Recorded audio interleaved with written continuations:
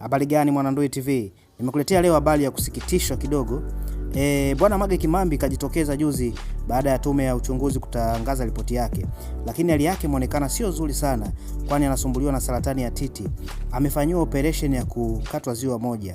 Hili limewafanya mashabiki wengi kuumizwa na kuzidi kumwombea dua ili aweze kupona salama. Sasa bwana, kwenye comment section kaja Juma Lokole akasema hivi, ana kansa ya ziwa la kushoto. Ilikuwa inamtafuna, kakatwa ziwa moja. Lakini baadaye akaja Faridi Gwarubi akajibu na kuandika akasema, it is risky, moja likikatwa kuna uwezekano huu ugonjwa sugu ukahamia kwa titi lingine. Alafu akaweka emoji ya kulia na akamalizia kusema God why.